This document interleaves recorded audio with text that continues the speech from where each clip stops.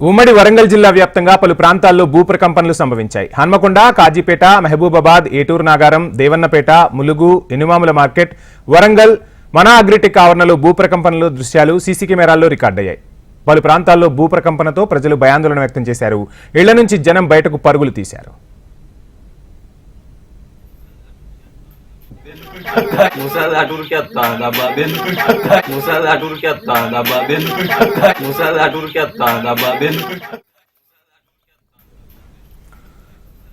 ములుగు జిల్లాలో భూప్రకంపనల దాటికి ఏటూరు నాగారం మండలం శంకర్రాజుపల్లిలో ఓ ఇంటి ప్రహరీ గోడ కూలిపోయింది. ఈ సమయంలో ఎవరూ లేకపోవడంతో పెను ప్రమాదం తప్పింది. భూకంప తీవ్రత అత్యధికంగా ములుగు జిల్లాలో 5.3గా రిక్టార్ స్కేల్పై నమోదైంది. ఏటూరు నాగారం గోదావరి పరివాహక ప్రాంతం కావడంతో భూకంప తీవ్రత అధికంగా ఉన్నట్లు చెబుతున్నారు శాస్త్రవేత్తలు.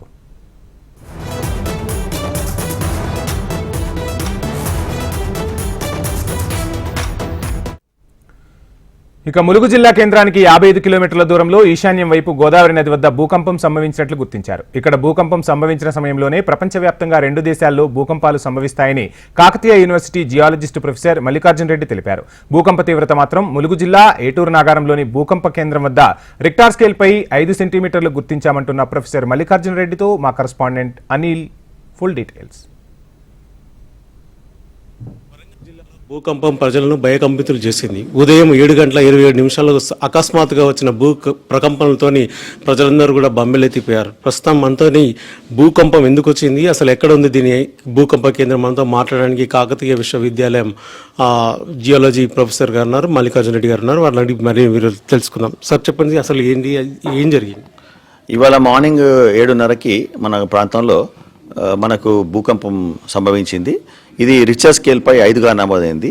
ఈ భూకంప కేంద్రము మనకు వరంగల్ జిల్లాలో, పాత వరంగల్ జిల్లా అయినటువంటి ములుగు నుంచి 55 కిలోమీటర్ ఈశాన్య వైపు ఏటూరు నాగారం దగ్గర గోదావరి నది ప్రాంతంలో మనకు ఈ భూకంప కేంద్రం లొకేట్ అయ్యింది.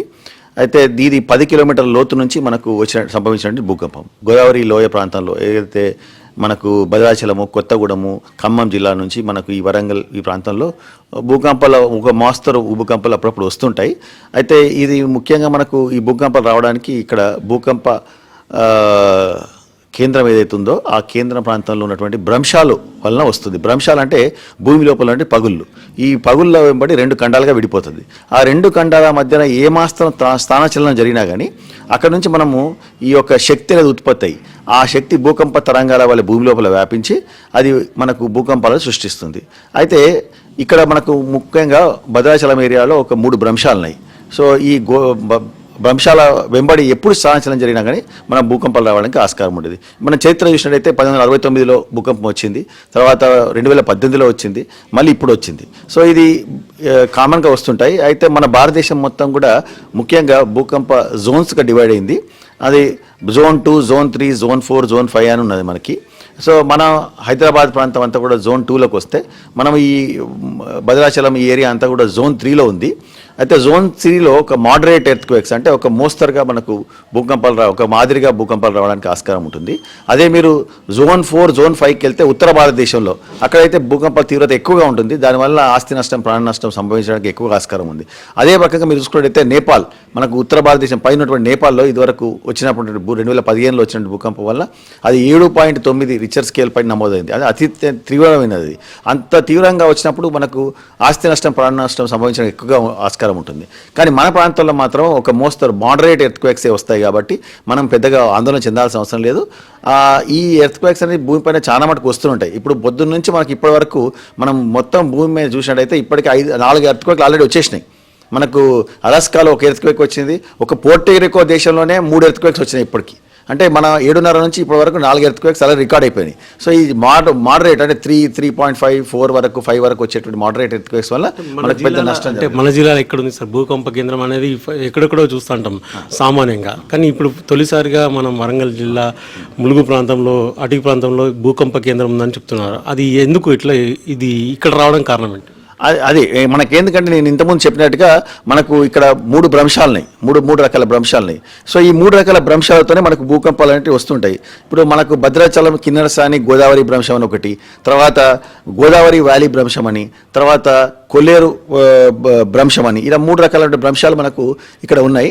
ఈ 3 రకాల భ్రంశాలు ఏవైతే మనకు ఈ ప్రాంతంలో ఉన్నాయో ఆ భ్రంశాల వెంబడి ఏమాత్రం కదలిక జరిగినా కానీ, అంటే భ్రంశం అనగా లోపల పగుళ్ళలో 2 ఖండాలుగా విడిపోయినటువంటి ఈ శిలలు ఏవైతే ఉన్నాయో ఆ 2 ఖండాల వెంబడి ఏమాత్రం స్థానచలనం జరిగినా కానీ అది ఒక శక్తిలాగా అక్కడ నుంచి ఉత్పత్తి అయ్యి అది భూకంప తరంగాల వ్యాపించి భూమిని కంపించడానికి ఆస్కారం ఉంటుంది. ఇటీవల అంటే సెప్టెంబర్ 4 మేడారం అడుగులలో ఓ 50,000 చెట్లు ఇట్లా పడిపోవడం జరిగింది. దానికి దీనికి ఏమైనా లింక్ అప్ ఏమైనా ఉంది?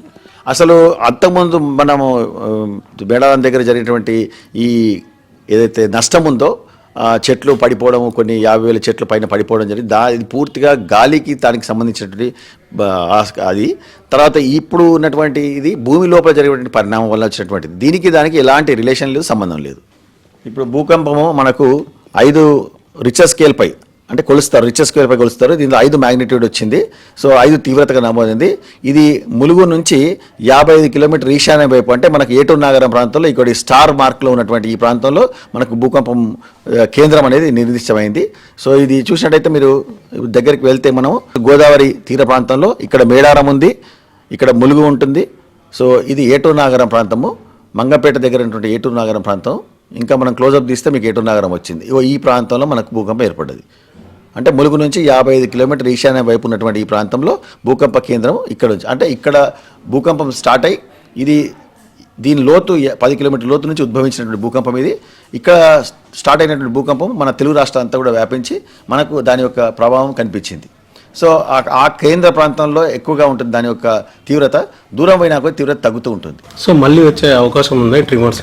అంటే మనం ఎప్పుడు వస్తుందని మళ్ళీ భూకంపం మనం చెప్పలేము, కానీ మనకు ఈ యొక్క 3 భ్రంశాలు ఏవైతే మనం అనుకున్నామో ఇంతకుముందు ఆ భ్రంశాల వల్ల మళ్ళీ రావడానికి ఆస్కారం ఉంటుంది. కానీ మళ్ళీ ఎప్పుడు వస్తుంది మాత్రం మనం చెప్పలేము. ఎప్పుడైతే భూకంపం యొక్క తీవ్రత 6, 7 వరకు వెళ్ళిందో అప్పుడు మాత్రం తీవ్ర ఆస్తి నష్టం, ప్రాణ నష్టం సంబంధించడానికి ఆస్కారం ఉంది. కానీ మన ప్రాంతంలో ఎక్కువ కూడా అటువంటి అంత మ్యాగ్నిట్యూడ్ అంత తీవ్రతతో వచ్చే భూకంపాలు తక్కువ. ఇది చూస్తున్నాం మనం 5.3తో వచ్చినటువంటి భూకంపంతో పెద్ద ప్రమాదం లేదని చెప్పేసి కాకతీయ విశ్వవిద్యాలయం ప్రొఫెసర్ మల్లికార్జున రెడ్డి గారు చెప్పడం జరుగుతుంది. వీడియో జర్నలిస్ట్ రామరాజుతో అనిల్ కుమార్, HMTV వరకు.